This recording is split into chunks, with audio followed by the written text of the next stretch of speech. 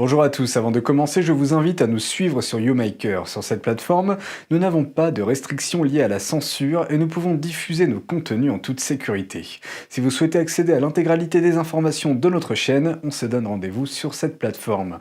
Et évidemment sur la newsletter aussi. Bon visionnage. Une parade exposant les crimes du régime communiste chinois a eu lieu à Paris samedi dernier. Des ressortissants chinois y étaient présents pour demander justice. Un ancien directeur d'un centre de contrôle et de prévention des maladies avance l'hypothèse d'une fuite de laboratoire en ce qui concerne l'actuelle pandémie. L'hypothèse de l'accident de laboratoire ne semble plus être un sujet tabou. Comment les dirigeants communistes chinois abordent-ils les États-Unis et quels sont leurs plans pour les vaincre? Un discours qui a fait l'objet d'une fuite en donne un aperçu très clair. Bienvenue dans Regard sur la Chine, je suis Vladian Huitens. Samedi dernier à Paris, une parade hors du commun a eu lieu dans les rues. Des activistes, d'origine chinoise pour la plupart, ont défilé avec des voitures ornées de pancartes, alertant la population au sujet des crimes du Parti communiste chinois et de sa responsabilité dans la pandémie actuelle. Ces militants sont des pratiquants de Falun Dafa, une discipline spirituelle d'inspiration bouddhiste basée sur les caractéristiques vérité, bonté et patience. Les pratiquants de cette discipline sont persécutés par le régime chinois depuis 1999. Le régime a interdit la pratique sous la direction de Jiang Zemin, connu pour avoir utilisé la persécution et la répression des pratiquants de Falun Dafa afin d'accroître son pouvoir politique en Chine. Aux côtés des Tibétains, des Ouïghours, des chrétiens d'Orient ainsi que d'autres minorités, les pratiquants de Falun Dafa sont considérés comme les principales victimes du régime totalitaire chinois dans la période actuelle. Pour avoir désobéi au régime et refusé de renoncer à leurs croyances, et pour avoir conservé des documents révélant la réalité des crimes du communisme en Chine, ils sont emprisonnés, torturés et parfois même tués pour leurs organes par le PCC qui refuse tout discours contraire à son idéologie.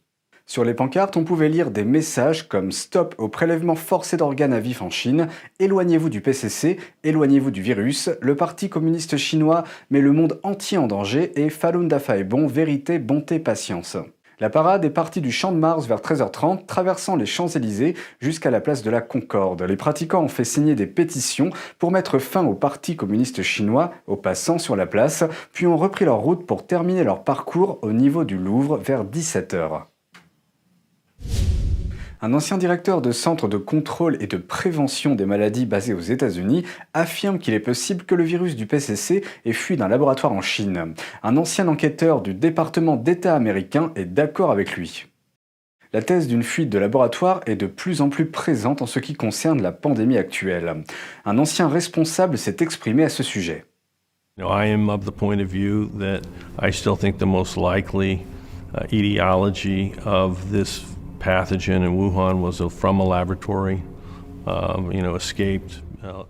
L'interview du docteur Robert Redfield a eu lieu en janvier, mais a été diffusée dans son intégralité dimanche dernier. La théorie de la fuite du laboratoire de Wuhan provient notamment d'une fiche d'information de l'administration Trump.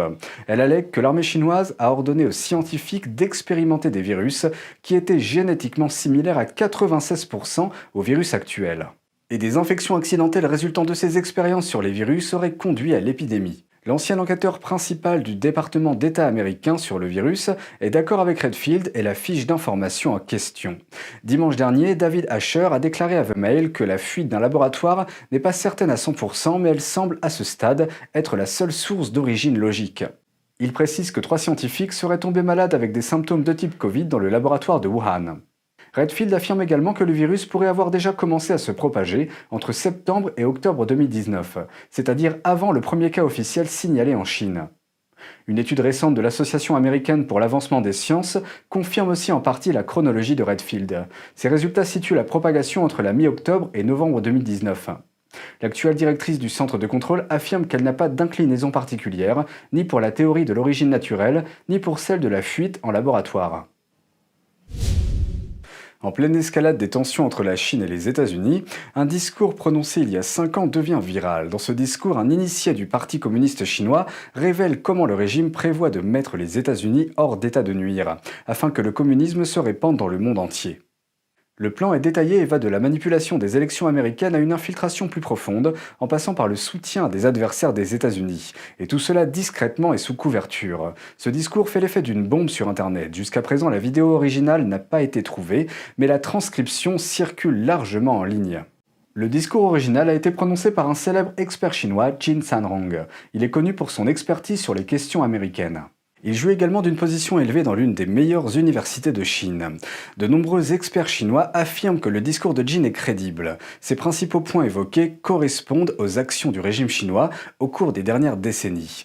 Ces commentaires sont particulièrement précieux car ils donnent un rare aperçu de l'état d'esprit des dirigeants communistes, de ce qu'ils pensent des États-Unis et des actions qu'ils envisagent de mener à leur encontre. Qin dit que le PCC a un plan sur 100 ans, c'est-à-dire qu'il veut devenir le leader mondial avant 2049. Mais les États-Unis constituent le principal obstacle à cet objectif. Selon Qin, le chef du Parti communiste, Xi Jinping, veut s'assurer que le régime devienne aussi puissant que les États-Unis au cours de cette génération, afin qu'à la génération suivante, il puisse les dépasser et les prendre en main. Qin compare les États-Unis à l'employé le plus apprécié sur un lieu de travail, beau, compétent et dans la force de l'âge. Dans ce scénario, le régime chinois vient d'être promu au poste de numéro 2. Selon Qin, le régime veut évincer les États-Unis afin d'atteindre le sommet, mais n'ose pas déclencher une guerre. Il a trouvé d'autres stratégies. Qin dit que l'une des principales tactiques consiste à se mêler à l'économie américaine. Cela signifie injecter des investissements chinois aux États-Unis et contrôler son marché. Selon lui, plus ces investissements seront imbriqués, plus il sera difficile pour les États-Unis de riposter. Mais pour Pékin, les investissements chinois aux États-Unis servent également un autre objectif majeur, influencer le système politique du pays. Qin dit que le régime chinois s'efforce de faire en sorte que chaque circonscription du Congrès américain soit soutenue par des investissements chinois. De cette façon, le régime peut influencer directement les politiciens en contrôlant des milliers de votes. Il ajoute que la Chambre des représentants peut être contrôlée et expose quelques calculs simples pour illustrer son propos. Les États-Unis comptent plus de 300 millions d'habitants. Le nombre de chambres de représentants est plafonné à 435. En moyenne, chaque district du Congrès compte environ 750 000 personnes, mais seulement 30% d'entre elles votent. En gros, un peu plus de 200 000 voix décident du sort d'un candidat. Qin dit qu'habituellement, la course est assez serrée. Il estime que l'écart entre les votes des candidats est inférieur à 10 000. Dans ce cas, il dit « Si vous avez des milliers de votes dans la main, vous êtes le père du candidat ». Ce qui signifie quiconque contrôle ce nombre de voix contrôle les candidats et le résultat de l'élection. Il a poursuivi en disant « Si la Chine fait du bon travail, elle peut acheter les États-Unis et transformer le Congrès américain en deuxième congrès du peuple chinois. » Le Congrès national du peuple est le principal organe législatif de la Chine.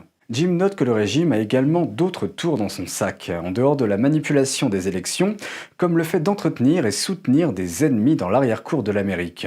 Selon lui, si les États-Unis ont 4 ennemis majeurs, ils vont se débattre et perdre leur direction. Il avance que la stratégie du régime chinois est de s'assurer que les États-Unis ont beaucoup d'ennemis afin de les tenir occupés. Il explique que les terroristes en sont certainement un. La Russie est très similaire à l'un d'entre eux, mais pas assez. La Chine a un jour voulu favoriser le Brésil. Cependant, il souligne que le Brésil a le potentiel, mais n'est pas non plus tout à fait à la hauteur. Voilà pour les plans de Pékin visant à subvertir les États-Unis de l'intérieur, mais Qin dit que le PCC ne s'arrête pas là, qu'il a encore plus d'idées pour affaiblir le pouvoir des États-Unis depuis l'extérieur. Pour cette stratégie, l'accent est mis sur la région Indo-Pacifique. Pour comprendre comment les tactiques extérieures du régime chinois fonctionnent, nous devons d'abord comprendre l'importance de la région Indo-Pacifique. S'étendant de la côte ouest de l'Amérique à l'ouest de l'Inde, la région Indo-Pacifique est essentielle au bien-être de la planète.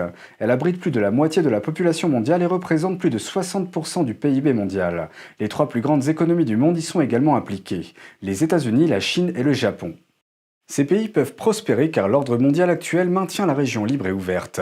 Les routes commerciales essentielles sont sécurisées, ce qui permet aux pays de transporter librement leur énergie et leurs marchandises.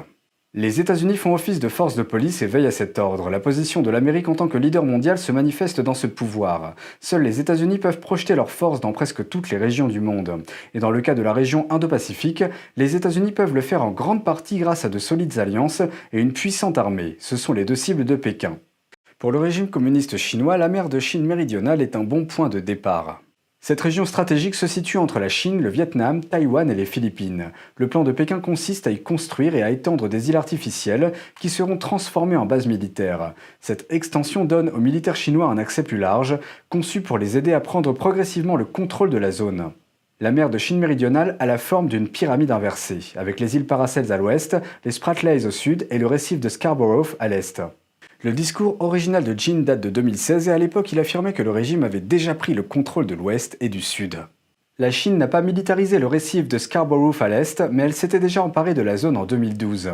Jin explique qu'une fois que la Chine aura achevé de contrôler l'est, la mer de Chine méridionale fera partie du territoire du régime.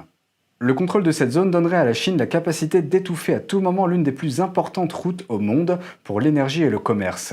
Près d'un tiers du pétrole brut mondial passe par la mer de Chine méridionale chaque année. Un tiers du transport maritime mondial passe également par cette région. Selon Jin, cela pourrait mettre en danger l'alliance de l'Amérique avec l'Asie. En effet, les routes commerciales de la mer de Chine méridionale sont vitales pour deux alliés clés des États-Unis, le Japon et la Corée du Sud. Les deux pays reçoivent près de 90% de leurs importations de pétrole par la mer de Chine méridionale et 70% du commerce extérieur du Japon passe également par cette zone. Jin dit, si la Chine étouffe la ligne de vie de ces deux alliés, elle commencera probablement à douter de la valeur d'une alliance avec l'Amérique. Pour Pékin, prendre le contrôle de la mer de Chine méridionale lui permet de faire d'une pierre deux coups. Outre l'alliance, une cible plus importante est l'armée américaine. L'armée américaine peut projeter sa puissance dans l'océan Indien en grande partie parce qu'elle y maintient un point pivot. Il s'agit d'une base militaire appelée Diego Garcia. Elle se trouve près du centre de l'océan Indien et permet à l'armée américaine de réagir rapidement à tout conflit dans la région voisine. Selon Jin, si le PCC contrôle la mer de Chine méridionale, il sera beaucoup plus difficile pour Diego Garcia de s'approvisionner auprès d'autres bases en Asie orientale. En outre, Jin ajoute que le régime s'efforce de construire ou de contrôler une série de goulets d'étranglement maritimes clés. C'est ce qu'on appelle la stratégie du collier de perles. Dans son discours, Jin déclare que si la stratégie du collier atteint son but, la prise de la base de Diego Garcia serait un jeu d'enfant. Si cela devenait réalité, les États-Unis perdraient leur contrôle de l'océan Indien et leur influence sur le Moyen-Orient, ce qui mettrait fin à leur position de leader mondial. Il affirme que l'utilisation de cette méthode permet au régime chinois de voler pacifiquement le siège des États-Unis sans un seul combat. Comme note finale à son discours, Jin a fait noter que les stratégies qu'il a abordées sont des combines secrètes et a demandé au public de garder ces informations pour lui. C'est tout pour aujourd'hui, merci d'avoir suivi Regard sur la Chine. Je vous rappelle que vous pouvez vous abonner à notre newsletter sur ntdtv.fr. On se retrouve demain pour une nouvelle émission. Prenez soin de vous et à bientôt.